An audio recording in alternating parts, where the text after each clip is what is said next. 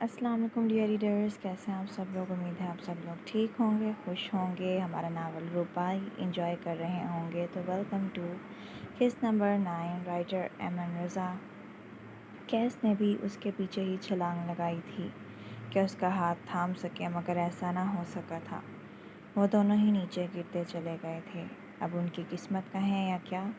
زہرا کو جب محسوس ہوا کہ اس کے وجود پر ملبہ آن گرا ہے، اس نے دم گھٹنے پر آنکھیں وا کیں، مگر یہ کیا؟ یہ شخص اسے باہوں میں بھرے ہوئے تھا۔ اس کو سمجھ نہ آئی کہ اس شخص کو دیوانہ کہے یا بے وقوف، بھلا اسے بچانے کے لیے وہ خود بھی اس کے پیچھے کیوں کود پڑا تھا۔ اب اگر تمہارا ہو گیا ہو تو اپنا بھاری بھرکم وجود مجھ پر سے ہٹاؤ کیس، مجھے سانس نہیں آ رہا۔ کیس جو یہ سمجھ رہا تھا کہ اب ان دونوں کی زندگی یہیں تک تھی، زہرا کی کراہنے کی آواز پر اس نے جھٹکے سے آنکھیں کھولی تھیں۔ کزن جی، آپ ٹھیک ہیں؟ کہیں لگی تو نہیں؟ وہ حواس باختہ سا اس کے ایک ہاتھ تھام کر الٹ پلٹ کرتے دیکھنے لگا، جس پر وہ اسے کھا جانے والی نگاہوں سے تکنے لگی تھی۔ تم مجھ پر سے اٹھو گے تو ہی میں ٹھیک ہوں گی نا؟ وہ اسے دھکا دیتے ہوئے بولی تھی، اور گہرا سانس بھرا تھا۔ آنسو خشک پڑ چکے تھے۔ جان ہی نکال دی تھی آپ نے تو میری، ایسے کوئی کرتا ہے کیا؟ وہ اسے دونوں بازوؤں سے جھنجھوڑتے ہوئے مان سے پوچھ بیٹھا تھا، جس پر وہ یک ٹک اس کی نگاہوں میں دیکھنے لگی تھی، مگر منہ سے فقط یہی نکلا تھا، تم نے کیوں بچایا مجھے؟ مرنے کیوں نہیں دیا؟ وہ اس سے سوال گو تھی، جس پر وہ دھیمے سے مسکرا دیا تھا۔ اول تو آپ کو میں نے نہیں بلکہ اللہ نے بچایا ہے، کیونکہ ہمارے نیچے یہ خاص کر ڈھیر موجود ہے۔ اگر نہ ہوتا تو یقیناً ہم اوپر پرواز کر گئے ہوتے۔ دوسرا، کزن جی، اب آپ کی زندگی مجھ سے جڑ گئی ہے۔ آپ جیسی بھی خڑوس سڑیل ہیں مجھے قبول ہیں، کیونکہ آپ میرے لیے قابل عزت ہیں۔ جہاں زہرا کا اس بات پر دل پرسکون ہوا تھا کہ وہ اب بھی اس کے لیے قابل عزت تھی، وہیں اس کے پہلے کہے گئے اپنے بارے میں تعریف سن کر اس کا ماتھا ٹھنکا تھا۔ یہ تمہارا سڑیل اور خڑوس سے کیا مراد ہے؟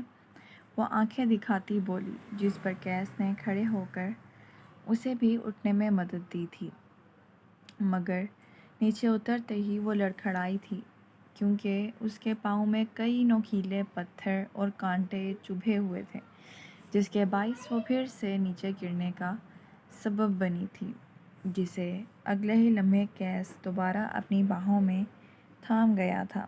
اس کے گال پل میں سرخ ہوئے تھے اور چہرہ شرم سے لہو چھلکانے کو ہوا تھا۔ یہ بات بات پر تم ہیرو بنتے ہوئے مجھے باہوں میں کیوں بھر لیتے ہو؟ وہ نظریں چراتے ہوئے بولی تھی، جس پر کیس اسے اپنی مضبوط باہوں کے حصار میں لے کر قدم پر قدم جماتے ہوئے اسے مینشن کی طرف لے جا رہا تھا۔ اب آپ کا ہیرو ہوں تو ہیرو والے کام ہی تو کروں گا، جبکہ ابھی تو میں نے آپ کے ساتھ کوئی گستاخی بھی نہیں کی۔ وہ اسے گہری نگاہوں سے تکتے ہوئے بولا تھا، جس پر زہرا کے دل کی دھڑکنیں شاید زندگی میں پہلی بار تیز ہوئی تھیں، جس پر اس کا پلکیں تک اٹھانا مشکل ہو گیا تھا۔ اگلے ہی لمحے وہ اس کا کان کھینچتے اسے حقیقت میں پٹک چکی تھی۔ ارے یہ کیا استانی جی، ہر جگہ تشدد کرنا ضروری ہوتا ہے؟ وہ اسے ایک دم زور سے جھولا دیتے ہوئے بولا تھا، جس پر وہ چیخ مار کر اور اس کی گردن میں منہ گھسا گئی تھی، جس پر وہ ڈھیٹ بنتا کہکا لگا کر ہنس دیا تھا، اور اس کی اس حرکت پر زہرا نے اس کے بال نوچے تھے، جس پر وہ کھلکھلا کر رہ گیا تھا۔ اسے اپنی بیوی پلس کزن ایسے ہی نوک جھونک کرتی پسند تھی، نہ پہلے کی طرح مردہ سی۔ البتہ مینشن پہنچتے اس نے چہرے پر سنجیدگی کا پہرا اوڑھ لیا تھا۔ کہاں چلی گئی تھی؟ ہمارے سر پر خاک مل کر لوگوں کی تھو تھو سننے کو ہم ہی رہ گئے تھے؟ کیا اتنی مشکل سے ہینڈل کیا میں نے میڈیا کو؟ جانتی بھی ہو تم، صرف تمہاری وجہ سے آج ہمیں اتنی سختی کا سامنا کرنا پڑا۔ نیوز دیکھو، ہر جگہ تمہاری بدنامی کے چرچے ہیں۔ اویس انہیں اندر آتے دیکھ دھاڑتے ہوئے بولا تھا، جس پر زہرا نے کس کر آنکھیں میچ لی تھیں، جبکہ قیس نے اسے اور اپنے اندر بھینچا تھا۔ اسے کیا پرواہ بھائی، اسے تو بس اپنی لائف سپینڈ کرنی ہے۔ ابھی بھی دیکھیں، ذرا شرم نہیں آ رہی کیسے اس ill mannered شخص کی باہوں میں جھول رہی ہے؟ شیریں زہریلے لہجے میں بولی تھی، جس پر اب کہ اس کی ماں اور باقی سب بھی اسے غصے سے گھورنے لگے تھے۔ اس سے پہلے کہ کوئی کچھ کہتا، قیس کی بات نے سبھی کے لبوں کو زبان کو تالے لگائے تھے۔ آپ سب کی آنکھیں اگر صحیح سے کام کرتی ہوں تو صاف نظر آ رہا ہوگا کہ اس کے پاؤں سے خون بہہ رہا ہے، اس کے پاؤں زخمی ہیں، کانٹے چبھے ہیں، مگر آپ لوگ تو اندھے ہیں۔ یہ میں آپ کو کیوں بتا رہا ہوں، جن کو خود سے نظر نہیں آتا؟ آپ لوگ دیکھ ہی سکتے ہوں گے کہ اس کے پاؤں کا حال کتنا برا ہے کہ وہ چل نہیں سکتی، مگر آپ کو اس کے درد کی پرواہ ہی کہاں ہے؟ خیر چھوڑیے، وہ اسے لیے اندر بڑھنے لگا تھا جب اس کے باپ نے انہیں اندر آنے سے روکا تھا۔ کہاں جا رہے ہو تم؟ اندر؟ اندر تم دونوں کی ہی کوئی جگہ نہیں ہے۔ تم تو پہلے بھی سرونٹ کوارٹر میں رہتے تھے، اب اسے بھی وہیں لے جاؤ۔ اس کی یہاں کوئی جگہ نہیں، یہاں سے یہ دربدر ہو چکی ہے۔ نہ ہی اب یہ ہماری بیٹی ہے اور نہ ہی ہم اس کے ماں باپ۔ اس کی اس شاندار مینشن میں کوئی جگہ نہیں ہے۔ جو لڑکی اپنی عزت کروانا نہیں جانتی، اسے یہاں رہنے کا بھی کوئی حق نہیں ہے۔ کبیر خان زادہ نے کڑے لہجے میں کہا تھا، جس پر قیس انہیں کٹیلی نگاہوں سے دیکھنے لگا تھا۔ اوہ معاف کیجیے گا ماموں جان، اگر آپ بھول گئے ہیں تو میں آپ کو یاد دلا دیتا ہوں کہ زہرا اس گھر کی بیٹی ہے۔ چاہے آپ مانیں یا نہ مانیں، اس کا اس گھر میں حصہ ہے، چاہے میرا نہ صحیح، وہ تو ویسے میری ماں کا بھی حصہ ہے۔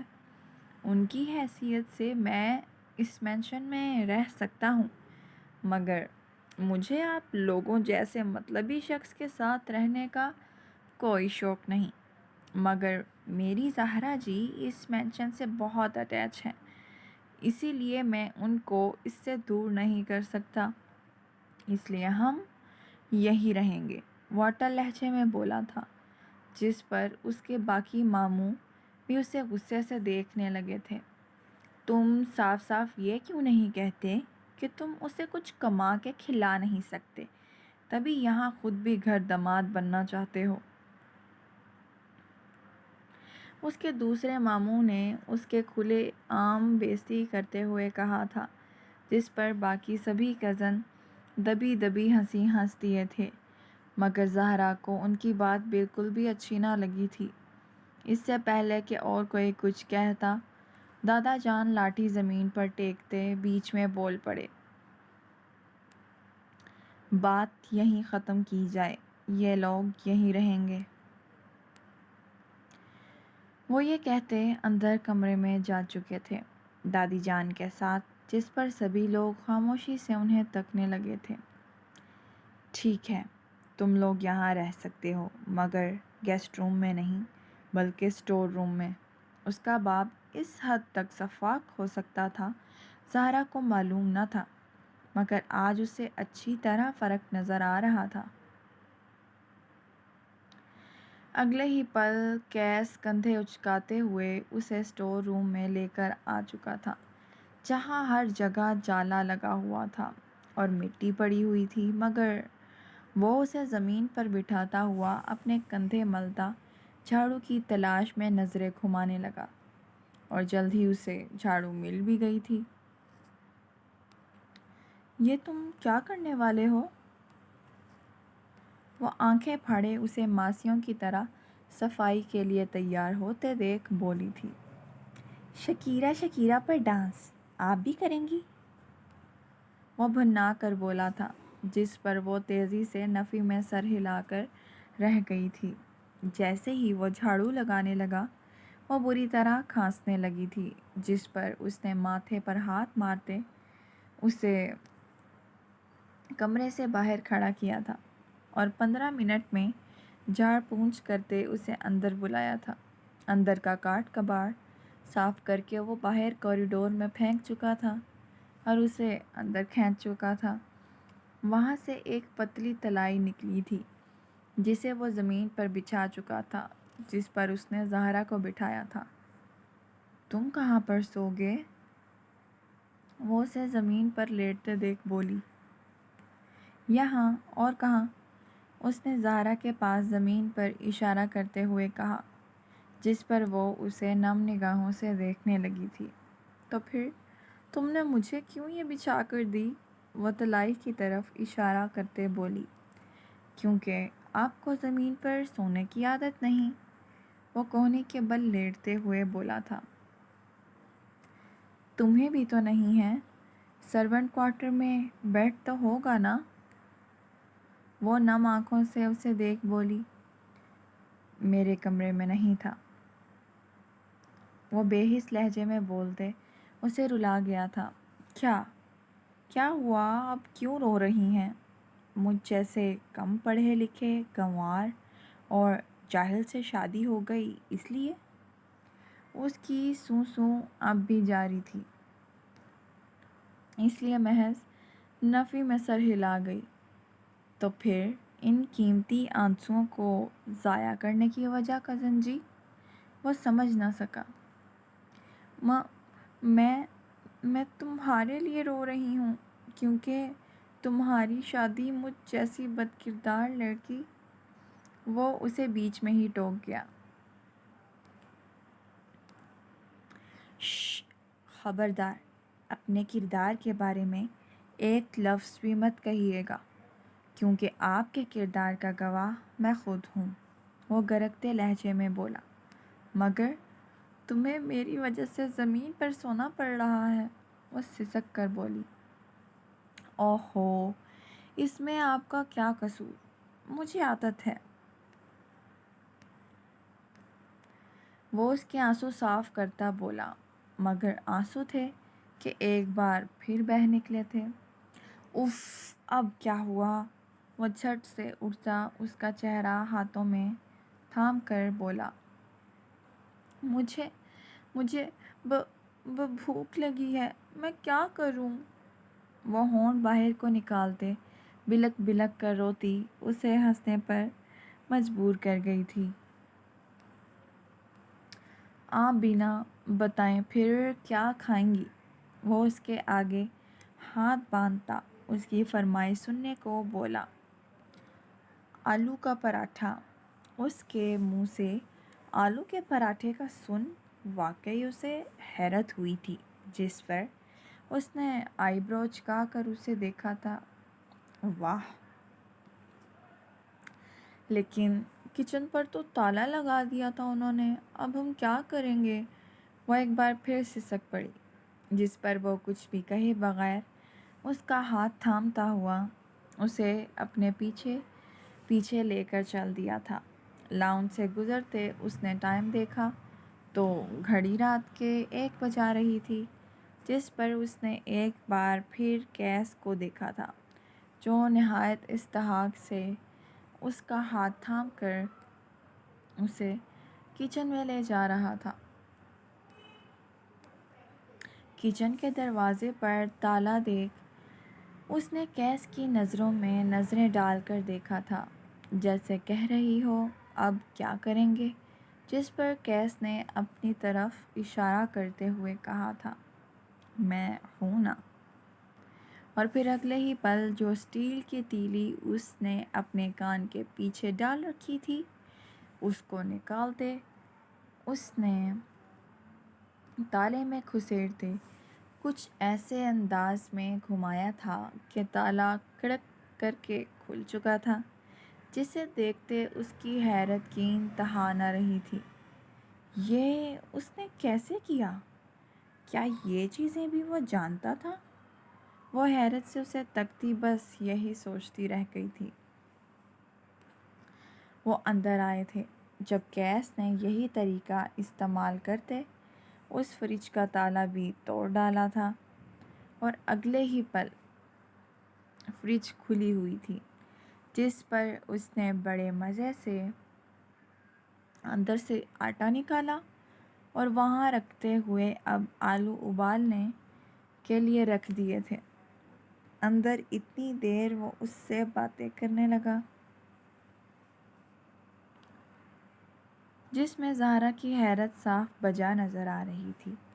پونے گھنٹے کے اندر اندر نہ صرف آلو ابل چکے تھے، بلکہ وہ نہایت شاندار سا مسالے دار آلو کا پیسٹ بناتے، اسے گول روٹیوں میں بھرتے اس کا پراٹھا بنا چکا تھا، جو اب زہرا کے سامنے نہایت ہی مزیدار طریقے سے سرو کیا جا چکا تھا۔ زہرا نے میرون پراٹھے کو دیکھ کر لبوں پر زبان پھیری تھی۔ اسے شدید بھوک لگی تھی، اور اتنا اچھا کھانا دیکھ کے تو اس کی بھوک اور چمک اٹھی تھی۔ اس نے فوراً ہی پراٹھا کھانا شروع کیا تھا، جس پر اس کے ہاتھ چلنے لگے تھے، اور اس نے کرتے پراٹھا چھوڑ دیا تھا۔ اگلے ہی پل کیس نے اسے نوالا بنا کر اپنے ہاتھوں سے خود کھلانا شروع کیا تھا۔ وہ نہیں چاہتا تھا کہ وہ جس دور سے گزر رہی ہے اس میں اسے کسی بھی مشکل کا سامنا کرنا پڑے، جس پر وہ نم اور تشکر بھری آنکھوں سے اس کو دیکھتی رہ گئی تھی، جس پر اس نے سر خم کیا تھا مسکراتے ہوئے۔ 5 گھنٹے بعد اسفندیار کو ہوش آ چکا تھا، مگر اب بھی افق دوسرے وارڈ میں داخل تھی، جہاں اسے اب تک ہوش نہیں آیا تھا۔ وفا اسفند کے ہوش میں آتے ہی اس کے پاس آئی تھی اور اسے نم نگاہوں سے دیکھنے لگی تھی اور رونا شروع کر دیا تھا، جس پر اسفند نے کراہتے ہوئے کہا تھا، میں ٹھیک ہوں جانا، تو پھر آنسو کیوں بہا رہی ہو؟ زندہ سلامت تمہارے سامنے ہوں، کچھ نہیں ہوا مجھے۔ وہ اس کے آنسوؤں کو پیار سے صاف کرتے ہوئے اس کو حشاش بشاش بند کر دکھاتے ہوئے بولا تھا، جس پر وہ اسے کس کر مکہ رسید کر کے رہ گئی تھی کندھے پر، جس پر وہ کراہ اٹھا تھا درد سے، اور وہ اپنے لبوں پر ہاتھ رکھ کر اپنی سسکی روک گئی تھی۔ ایسا مت کرو ڈارلنگ، مرد ہوں مگر درد ہوتا ہے نا۔ وہ آنکھ میچ کر بولا تھا، جس پر وفا نفی میں سر ہلاتے اس کے کندھے سے سر لگاتی رونے لگی تھی۔ آج اس نے اپنے جان سے پیارے شوہر کو موت کے منہ میں دیکھا تھا۔ آخر کیسے نہ وہ خدا کا شکر ادا کرتی؟ وہ جتنا شکر ادا کرتی اتنا کم تھا۔ مومن کے گلا کھنکار کے اندر آنے پر وہ دونوں ایک دوسرے سے جھٹ سے دور ہوئے تھے، جس پر یمامہ شریر نظروں سے وفا کو دیکھنے لگی تھی، جس پر وہ نظریں چرا کر رہ گئی تھی۔ اسفند، اب تم ٹھیک ہو؟ اس نے دریافت کیا تھا، جس پر اسفند نے پلکیں میچتے اس بات کا اشارہ دیا تھا کہ ہاں بالکل ٹھیک ہے۔ کچھ معلومات تو مجھے افق نے دے دی تھیں، باقی میں تم سے لینے کا ارادہ رکھتا ہوں۔ اگر تم جانتے تھے کہ تمہاری جان خطرے میں ہے تو پھر اس جگہ گئے ہی کیوں تھے؟ اور اگر اتنا سب ہو ہی گیا تھا تو تمہیں رات میں واپس آنے کی کیا ضرورت تھی؟ تمہاری بیٹی تمہارے ساتھ تھی، تمہیں رات وہیں رک جانا چاہیے تھا۔ مومن اس کو گرکتے ہوئے بولا تھا، جس پر اسفندیار کس کر آنکھیں میچ گیا تھا۔ اسی بات کا تو اسے دکھ تھا کہ کاش وہ آج رات نہ نکلتا تو اس کی بچی پر بھی مصیبت نہ آتی۔ اگلے ہی لمحے اسے افق کا خیال آیا تھا۔ اس نے تیزی سے نظر اطراف میں گھمائی تھی۔ کہاں ہے افق؟ نظر کیوں نہیں آ رہی؟ اسے تو میرے پاس ہونا چاہیے تھا نا۔ وہ ٹھیک ہے؟ کہاں ہے؟ وہ ایک دم بےتابی سے اٹھتے ہوئے بولنے لگا تھا، جس پر اس کی نیڈل اس کے ہاتھ سے نکلتی نیچے گر چکی تھی اور اس کے ہاتھ سے تیزی سے خون بہنے لگا تھا، جس پر وفا نے زبردستی اس کے کندھے پر دباؤ ڈالتے ہوئے اسے واپس نیچے لٹایا تھا اور نرس کو کہا تھا اسے ڈرپ لگائے دوبارہ سے۔ تم لوگ آخر میری بات کا جواب کیوں نہیں دے رہے ہو؟ کہاں ہے میری بیٹی؟ اس کو میرے پاس بلاؤ۔ اسے بتاؤ کہ مجھے ہوش آ چکا ہے۔ وہ بے تاب نگاہوں سے دروازے کو یک ٹک دیکھتا ہوا بولا تھا اور پھر بے تابی سے اس نے وفا کا چہرہ دیکھا تھا، جو اسے شانت رہنے کا کہہ رہی تھی۔ اس سے پہلے کہ وہ حوصلہ جمع کرتے، اسفند کو یہ بتاتی کہ اس کی بیٹی بھی اب موت کے منہ میں ہے، اس سے پہلے ہی مومن بیچ میں آتا ہوا اس کی بات ٹوکتے اسفندیار کا دھیان اپنی طرف کر چکا تھا۔ صبر کر جاؤ میرے دوست، صبر کر جاؤ، تسلی رکھو۔ تمہاری بیٹی بالکل ٹھیک ٹھاک ہے۔ نہ ہی اس نے مجھے آ کر ساری ڈیٹیلز بتائی ہیں، بلکہ ایک ایک منظر سے آگاہ کیا ہے کہ تم لوگوں کے ساتھ وہاں کیا ہوا تھا، کیسے ہوا تھا۔ ابھی وہ تھک چکی تھی، اس لیے اسے ریسٹ کرنے کے لیے میں نے گھر بھیجا ہے، کیونکہ میں جانتا تھا کہ تم اٹھتے ہی اس کے بارے میں دریافت کرو گے۔ مگر میں نہیں چاہتا تھا کہ وہ کافی دیر سے جاگ رہی تھی اور تمہاری وجہ سے وہ اپنی نیند خراب کرے۔ یقیناً تم بھی یہی چاہتے ہوگے، ہے نا اسفند؟ مومن نے اس کو اپنی باتوں کے جال میں پھنساتے ہوئے کہا تھا، جس پہ وہ بے بسی سے سر ہاں میں ہلا گیا تھا۔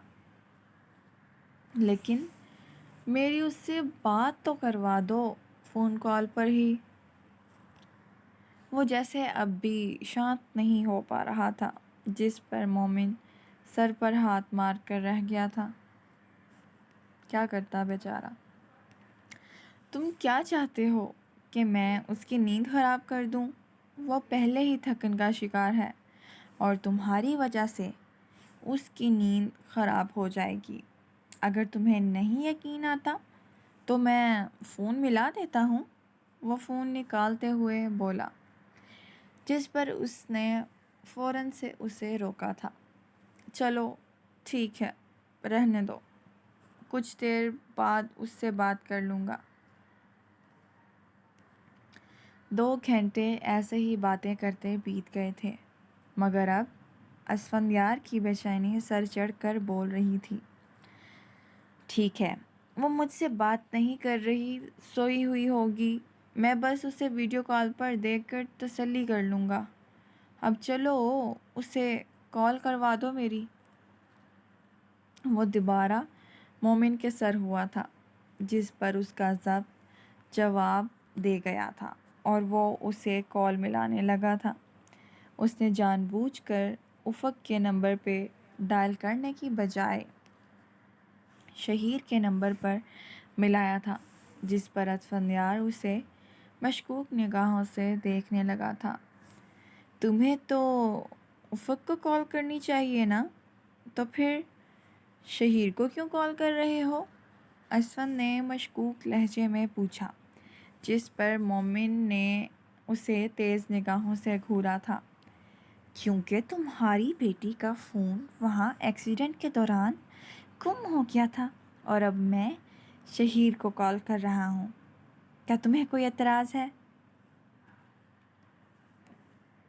وہ تیکھے لہجے میں بولا تو وہ نفی میں سر ہلا کر رہ گیا تھا۔ مومن نے تھوڑی دیر بعد ہی فون کاٹ دیا۔ کیا ہوا؟ تم نے میری بات کیوں نہیں کروائی؟ وہ بے چین ہوتے ہوئے بولا تھا، اس کا چہرے کا ہر ایک نقوش تکتے ہوئے، کیونکہ وہ ابھی تک سو رہی ہے۔ مومن نے اسے ٹالنا چاہا۔ تو ٹھیک ہے، پھر اسے مجھے ویڈیو کال پر دکھا ہی دو کہ وہ ٹھیک تو ہے نا۔ وہ بضد ہوا تھا، مگر مومن نے پھر بھی یہ انکار کرنا چاہا تھا۔ تم جھوٹ بول رہے ہو مومن، تم اتنی دیر تک مجھ سے جھوٹ نہیں بول سکتے، تمہارا جھوٹ پکڑا جاتا ہے۔ میں اچھی طرح جانتا ہوں کہ کب تم جھوٹ بولتے ہو اور کب سچ۔ سچ بتاؤ، افق کہاں ہے؟ وہ ٹھیک تو ہے نا؟ وہ اپنی ڈرپ نوچ کر اتار چکا تھا، جبکہ مومن اب سر تھام کر رہ گیا تھا۔ وہ اب نہیں سنبھلنے والا تھا۔ یقیناً اسے وفا کی مدد چاہیے تھی۔ وہ فوراً وفا کو بلا لایا تھا، جو فوراً اندر آئی تھی اس کی آواز پر اور اسے واپس بٹھانے لگی تھی، مگر اب اسے قابو کرنا مشکل تھا۔ مجھے ابھی کے ابھی دیکھنا ہے افق کو کہاں ہے وہ وفا، تم بتاؤ، تمہیں افق کی قسم۔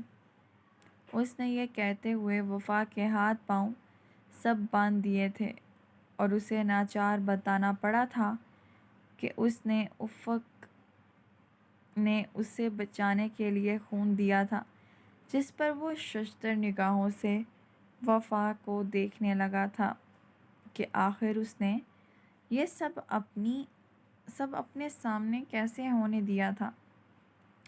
یہ کیا تم نے وفا اس کو آخر یہ کیا کیا تم نے وفا، اس کو آخر مجھے خون کیوں دینے دیا؟ تم جانتی بھی ہو وہ پہلے ہی کتنی کمزور ہے، کتنا خون لے لیا ہوگا ان لوگوں نے اس کا، اور وہ تو پہلے بھی زخمی تھی۔ کہاں ہے میری بچی؟ مجھے تم سے یہ امید نہیں تھی وفا، وہ کہتا ہوا باہر دیوانہ وار بھاگا تھا اور لڑکھڑاتے گرتے پڑتے اس کا وارڈ ڈھونڈنے لگا تھا۔ جب مومن اس کے وارڈ میں اسے لے کر گیا تھا، اپنی بچی کو اس حال میں دیکھ کر وہ پھوٹ پھوٹ کر رو دیا تھا۔ بمشکل کھڑے ہوتے ہوئے وہ اس کے پاس بیٹھا تھا اور اس سے بات کرنے لگا تھا۔ افق میری جان، کیا ہوا ہے؟ آنکھیں کھولو، اپنے بابا کو دیکھو تمہارے بابا جانی آ گئے ہیں۔ جلدی سے اٹھ جاؤ میرا بچہ، مجھے تکلیف ہو رہی ہے تمہیں اس حالت میں دیکھ کر۔ اگر مجھے پتہ ہوتا کہ یہ لوگ تمہیں خون دینے پر مجبور کریں گے تو میں ایسا کبھی نہ ہونے دیتا میری جان۔ وہ تڑپ ہی تو گیا تھا، اپنی بیٹی کو اس حال میں دیکھ کر وہ برداشت نہیں کر پا رہا تھا۔ مومن نے پیچھے سے آتے اس کے کندھے پر ہاتھ رکھا تھا۔ جب وہ اس کا ہاتھ بری طرح جھٹک گیا تھا، خبردار، ہاتھ بھی مت لگانا مجھے، تم اپنا دوست کہنے کا حق کھو چکے ہو، وہ غصے سے بولا تھا، جس پر مومن نفی میں سر ہلاتے ہوئے آگے بڑھا تھا۔ تم جانتے ہو نا اسفندیار کہ وہ ضد کی کتنی پکی ہے۔ اس نے وہی کیا جو تم کرتے ہو۔ اس نے ہمیں قسم دے رکھی تھی تو پھر بتاؤ ہم کیا کرتے؟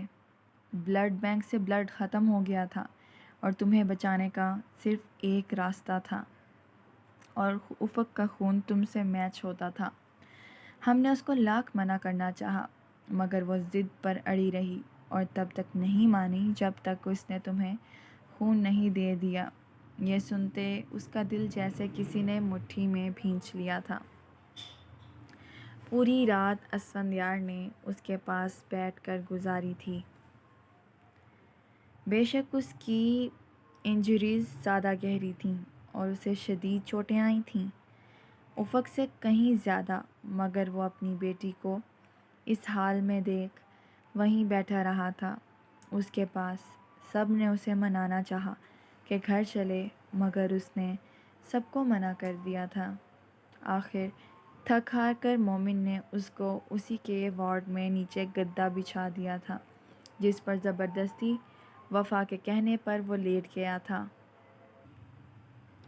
اس کی وہ ساری رات سوتے جاگتے ہی گزری تھی۔ اسے اپنی بیٹی کو پل پل دیکھتے رہنا تھا، اسی لیے اس نے وہ رات زمین پر سو کر گزاری تھی۔ وہ جانتا تھا جس لمحے بھی اس کی آنکھ کھلے گی وہ ہمیشہ کی طرح اسفند کو ہی پکارے گی، اس لیے اس کے ساتھ ہر پل رہنا چاہتا تھا۔ تبھی وہ زمین پر لیٹے یک ٹک اپنی بیٹی کا چہرہ دیکھ رہا تھا۔ کیسی محبت تھی ان دونوں کی جس سے ہر کوئی واقف تھا۔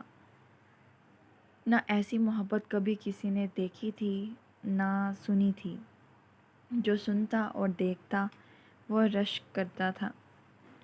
Done 50 comments for next episode. کچھ لوگ تو پورا کرتے ہیں ٹارگٹ، باقی لوگ بھی اپنی انگلیوں کو زحمت دے لیا کریں۔